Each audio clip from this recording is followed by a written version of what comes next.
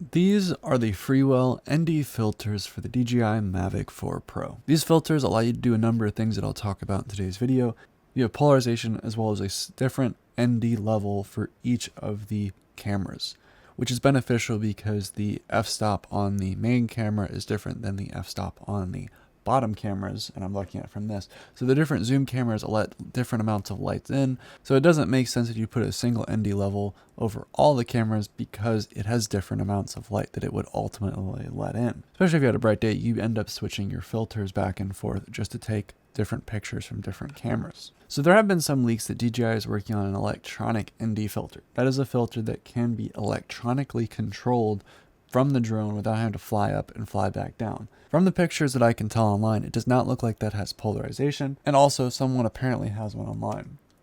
I would assume that this leak is probably pretty valid because we actually have pogo pins here that I would assume are not for a lens that's going to weigh this down, but likely an electronic ND filter. Another thing to also keep in mind is that these ND filters are a little heavier than what the stock cover is. So for example, this is like an aluminum versus this is a plastic, and the weight is different. So for example, when I put this on, it makes the lens fall down or the camera fall down. It does work fine when you're flying it and when it's on, but it is a little heavier. Apparently the issue with the DJI electronic ND filter is that it was so heavy that the gimbal was taking a hit in terms of stabilization performance. So these filters are currently one of the only ways you can limit the amount of light coming into your camera. So as touched on before, like all the other DJI ND filters, you basically just rotate this front cover off, it pops off, and then you can replace it with whatever one you like. So for these polarized ND filters that also have the two different ND levels, you basically just put it on the same way, you line it up, you push it in, and you snap it into place. Also, again, a little heavy compared to just the stock cover.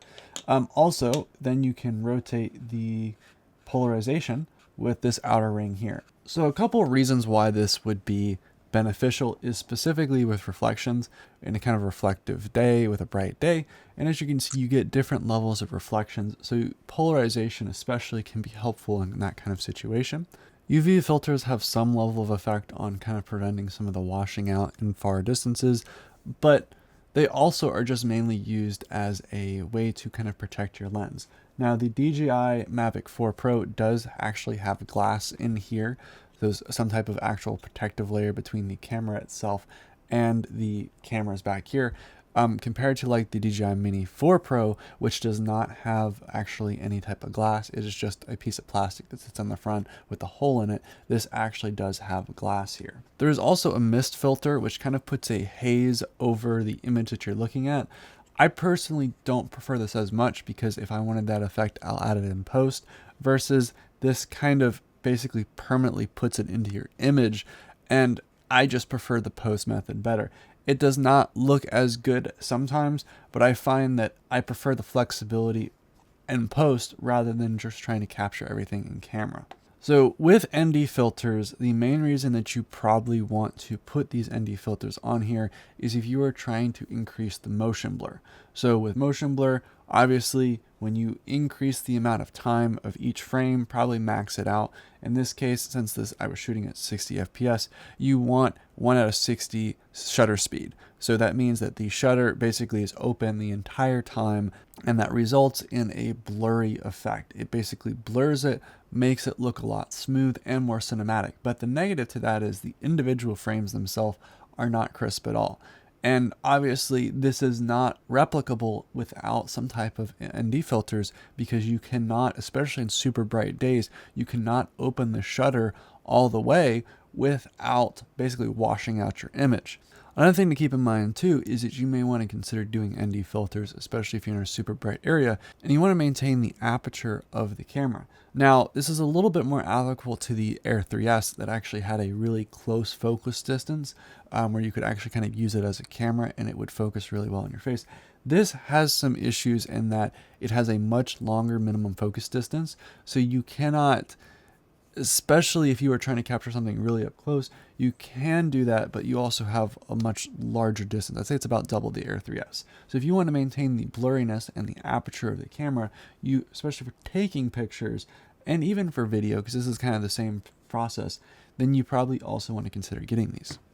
So some of the benefits to photos themselves is actually opening up the aperture for a lot longer and allowing you to capture some long exposure shots.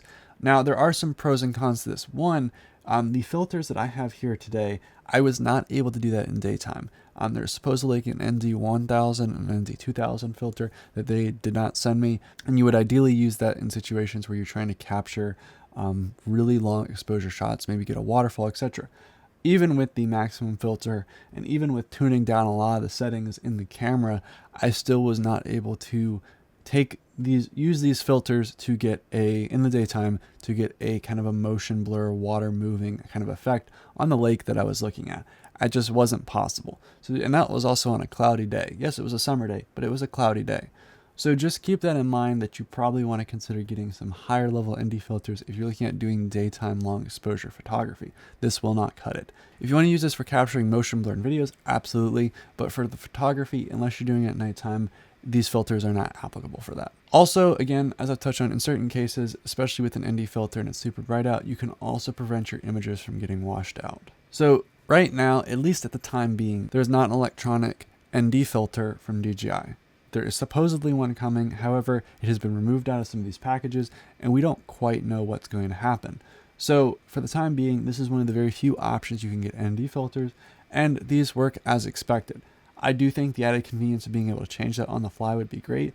220 is about the leaked amount that we're expecting the DJI electronic ND filters to retail for, and that's about how much all this stuff was. Honestly, there's a lot of complexity of having to fly, take off a filter, then put another filter back on.